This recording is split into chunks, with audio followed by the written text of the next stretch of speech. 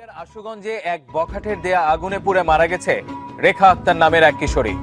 অগ্নিদগ্ধ রেখা 11 দিন মৃত্যুর সাথে পাঞ্জা লড়েন ঢাকা মেডিকেলের বার্ন ইউনিটে। এ এক ভয়ানক নিষ্ঠুরতা। কিশোরীকে প্রেমের প্রলোভনে আগুনে পুড়িয়ে মারার ঘটনা কেউই মেনে নিতে পারছেন না। এই ঘটনায় একটি মামলা দায়ের হলেও পুলিশের ভূমিকা নিয়ে প্রশ্ন উঠেছে। আশুগঞ্জের চরচারতলা এলাকার বখাটে মেহেদি হাসান একই এলাকার মোস্তফা মিয়ার কিশোরী মেয়ে রেখা আক্তারকে প্রেমের প্রস্তাব দিয়ে উত্ত্যক্ত করে আসছিল।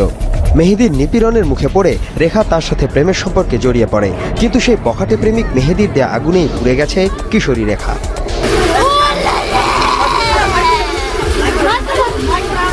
গত 1 ডিসেম্বর রেখার শরীরে কেরোসিন ঢেলে আগুন ধরিয়ে দেয় মেহেদি। অগ্নিদগ্ধ রেখাকে প্রথমে আশুগঞ্জের একটি ক্লিনিকে, এরপরে ব্রাহ্মণবাড়িয়ার জেলা সদর হাসপাতালে নেওয়া হয়। অবস্থার অবনতি হলে ঢাকা মেডিকেলে পাঠানো হয় তাকে। অভিযুক্ত মেহেদির সাথে কিশোরী রেখার 7 বছরের সম্পর্ক ছিল। এই সময় রেখা একবার অন্তঃসত্ত্বাও হয়ে পড়ে বলে জানায় তার বোন।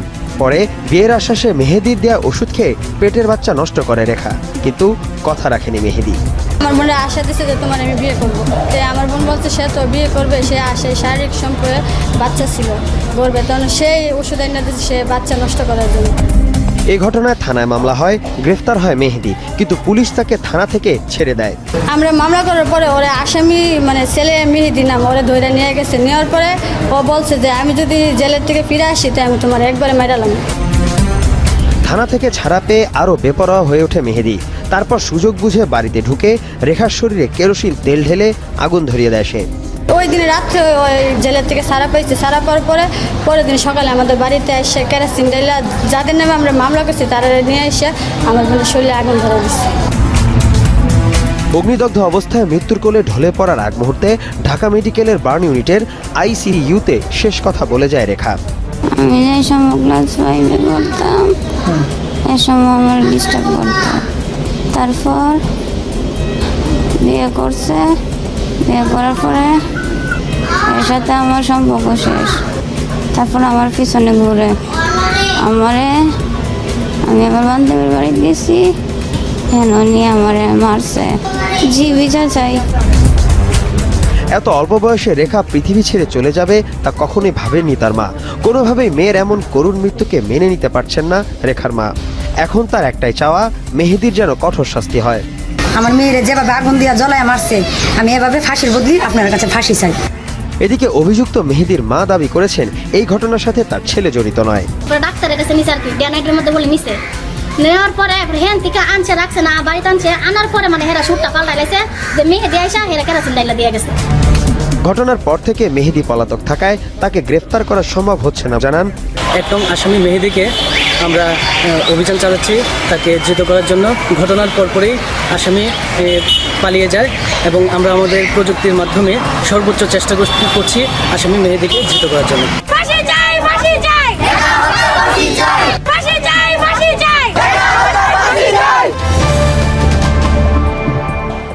দর্শক দেখছেন ক্রাইম সিন। সময় হলো একটা বিরতির, আমাদের সাথেই থাকুন।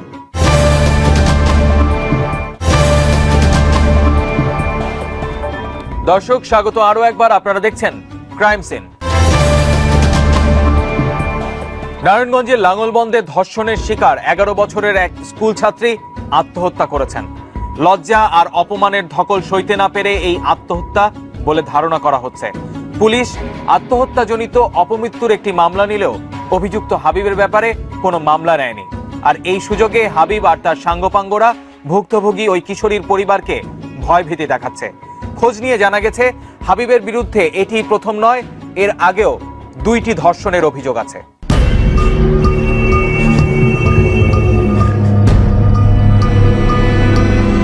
লাঙ্গলবন্দ এলাকার প্রভাবশালী যুবক হাবিব গত 8 ডিসেম্বর সন্ধ্যায় 4র্থ শ্রেণীর শিক্ষার্থী মনসুরাকে গ্রামের একটি সবজি বাগানে জোরপূর্বক ধর্ষণ করে।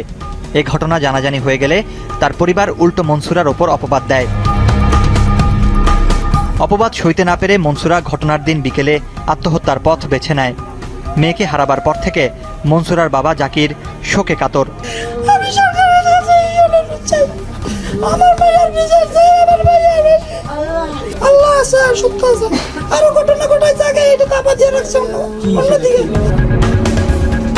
ঘটনার দিন সন্ধ্যা থেকে মনসুরাকে কোথাও খুঁজে পাওয়া যাচ্ছিল না।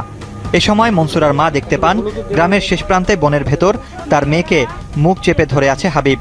মোর মধ্যে দূরে রাখছে এরপরে দেখিয়া আমি কই ওই খারো সারা না খারিয়া সারা গোপার দৌড় দিছে লগে লগে মাইয়ারে লইয়া গেছি গিয়ে আমি কই যে মাইয়া আমি দিয়া গেলাম আমি মেয়ে নিতাম না আপনার পোলা এরি করছে সে নাল্লা পারে বল কইতাছে আর ই করতেছে সে স্যারের বাপে আবার দিয়ে রেখে দূরে করতে বার করে দিছে।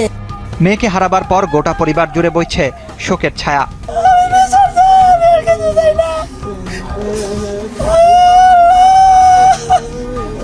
ছোট বোনকে হারাবার শোক কেমন করে ভুলবেন মনসুরার বড় বোন? স্যার আর মা বাবা আমার মার বইকে দিয়েছে, আমার বোনের তুই আছে দেখে আমার বোনের একটা দিয়ে গেটি দইরা স্যার বাবা বার করে দিয়েছে। আমার বোনের রেডি করে বড় বোনের আমার বোনের রেডি শুনছে, আমার বোনের কেমন লাগছে।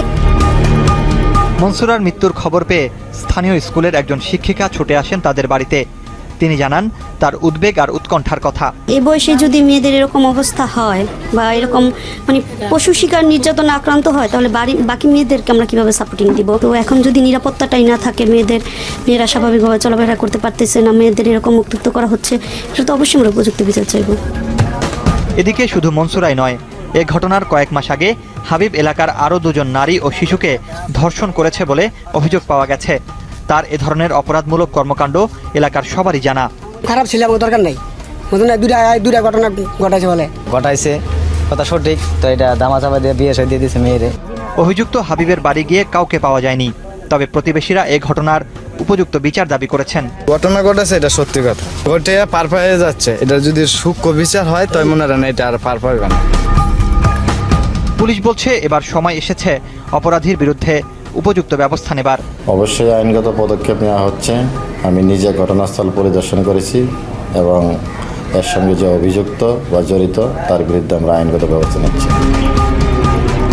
বন্দর এলাকায় শিশু অপহরণ, ধর্ষণ ও হত্যার ঘটনার পর নারী শিশুদের নিরাপত্তার দাবি উঠেছে জোরে সোরে।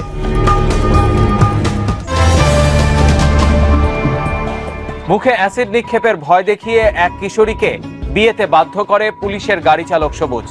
বিয়ের 1 মাসের মাথায় আরেকটি বিয়ে করে তালাক দেয় এই কিশোরীটিকে। অভিযোগ, মাদক গ্রহণে বাধা দেয়ায় তার উপর নেমে আসে নির্যাতন।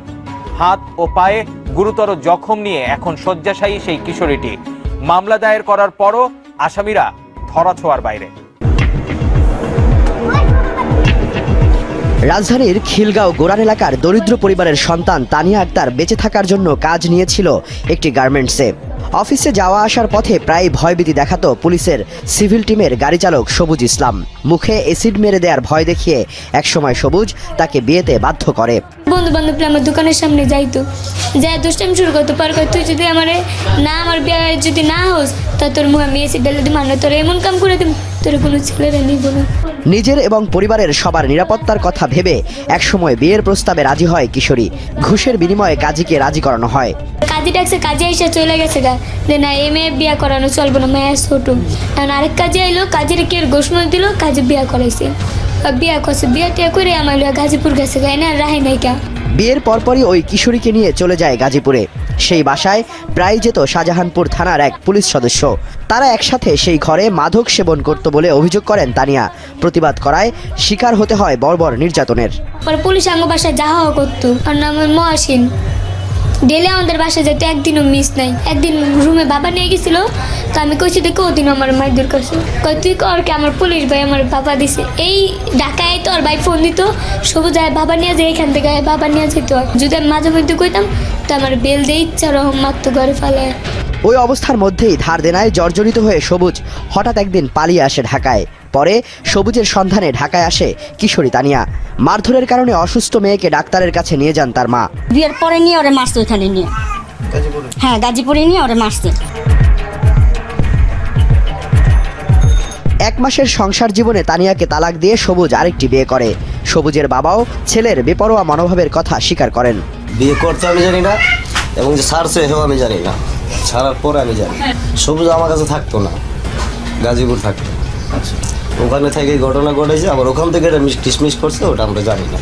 এদিকে ঢাকা থেকে প্রায় সবুজের গাজীপুরের বাসায় যাওয়ার বিষয়ে শাহজাহানপুর থানার এএসআই মহসিন প্রথমে দাবি করেন তিনি এদের কাউকেই চেনেন না।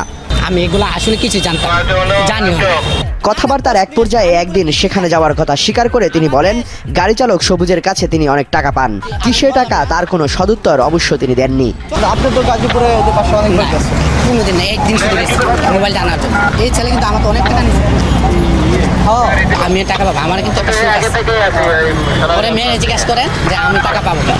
এসিড নিক্ষেপের ভয় আর নিজের নিরাপত্তা চেয়ে কিশোরী তানিয়া খিলগাঁও থানায় মামলা করে এখন বিপাকে। এতদিন পরও আসামি ধরা না পড়ায় গোটা পরিবারের দিন কাটছে উদ্বেগ আর উৎকণ্ঠায়। দর্শক দেখছেন ক্রাইম সিন, সময় হলো একটা বিরতির, আমাদের সাথেই থাকুন।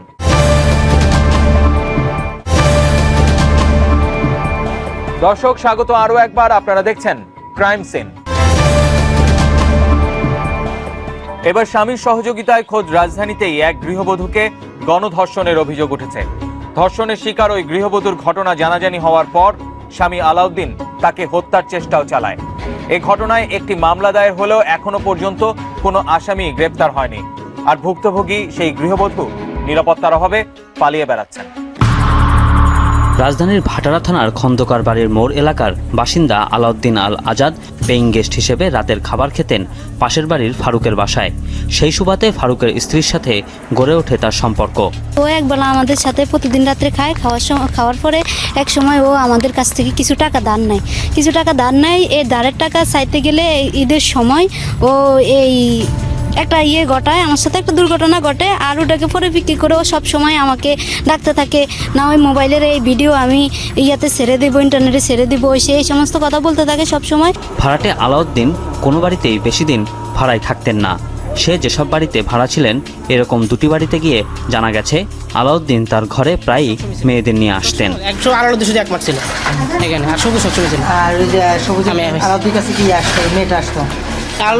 জান্নাত 2 দিন আসছিল, কিন্তু ও সবুজ জনের কাছে 1 মাস থেকে আবার দ্বারা আসেনি। আসছিল, জিজ্ঞেস করছে কে দেখি হয়, ওর চাচা তো বলছে, পরে ওই চাচা তো বলছে, পরে কিছু বলছে এরকমই হলে বাড়াই করা, পরে আমরা বাড়াই নিয়ে ঝামেলা করে একটু, তারপর আমরা করছি থাকার দরকার নাই। আলাউদ্দিনের সাথে ফারুকের স্ত্রীর সম্পর্কের বিষয়টি জানাজানি হবার পর স্ত্রীকে তালাক দেন ফারুক। ফ্ল্যাটে সব সময় আমাকে এভাবে ডাইকে আনে, মাঝে মাঝে যদি আমি না যাই তাহলে ও আমার বাসায় যায় আমাকে ডাইকে আনে। এক সময় আমার আগের হাজবেন্ড এটা জানতে পারে আমার ডিভোর্স দিয়ে ও চলে যায়। পরে ফারুকের তালাক দেওয়া স্ত্রী জান্নাতকে বিয়ে করেন আলাউদ্দিন। একসময় সন্তান সম্ভবা হয়ে যান তিনি। তারপরেই বেরিয়ে আসে আলাউদ্দিনের আসল চেহারা। ওর দেশের বাড়িতে বউ বাচ্চা আছে, ওগুলো ফোন করে সব বলে দিছি যে এই ঘটনা হয়েছে। হওয়ার পরে তখন ও বলছে আমি বিয়ে করি মেয়েদেরকে ব্যবসা করার জন্য, কাউকে সংসার করার জন্য আমি বিয়ে করি না, আমার এরকম অনেক মেয়েরাই আছে। এ ঘটনায় ভুক্তভোগী ভ্রূণ হত্যা মামলা করেন আদালতে। ও আমাকে মারধর করে এবং তলপেটে লাত্তি মারে, মারার পরে প্রচণ্ড বেলাটকরণ হয়। তারপর আকলিমার বাসায় নিয়ে আসে, আকলিমা সহ আমাকে ঢাকা মেডিকেলে নিয়ে যায়। আদালত মামলাটি তদন্তের নির্দেশ দেন ঢাকা মহানগর গোয়েন্দা পুলিশের উত্তর বিভাগকে। মোবাইল ফোনে কথা হয় তদন্ত কর্মকর্তার সাথে।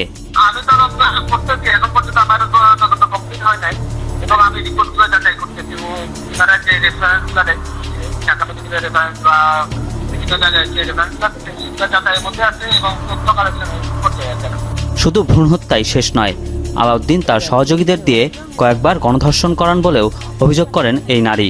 আলাউদ্দিন আরেকজন লোক, এই দুজন লোকে আমাকে ধরে চোখ বেঁধে এবং মুখ চেপে ধরে পাশের একটা নিয়ে যায়, বিল্ডিংয়ে নিয়ে যায় করে। তারপরে আলাউদ্দিন একটা ধারালো ছুরি দিয়ে পুরো শরীরে কেচে তারপরে গরম পানি ঢেলে দেয়, বলে যে ওকে মেরে ফেলবি এবং কেরাসিন দিয়ে আগুন ধরাই দিবি যাতে কেউ ওর লাশটা দেখলো না চিনতে পারে।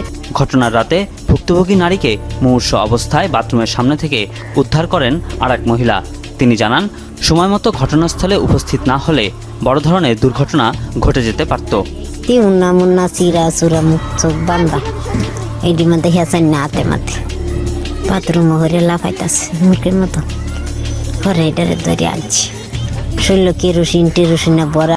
সঠিক তদন্তের মাধ্যমে ন্যায় বিচার নিশ্চিত করার দাবি জানিয়েছেন ভুক্তভোগী নারীর স্বজনরা। আমি চাই এই আসামিগুলো দৃষ্টান্তমূলক একটা শাস্তি হোক, যাতে সমাজে আস্তে আস্তে এইভাবে ক্রাইমগুলো কমে যায়। এ ঘটনায় ভাটারা থানায় মামলা করেন ভুক্তভোগী। মামলাটি তদন্ত করছে ভিকটিম সাপোর্ট সেন্টারের পুলিশ। মামলা তদন্তাধীন আছে এবং এর জোর তদন্ত অব্যাহত আছে।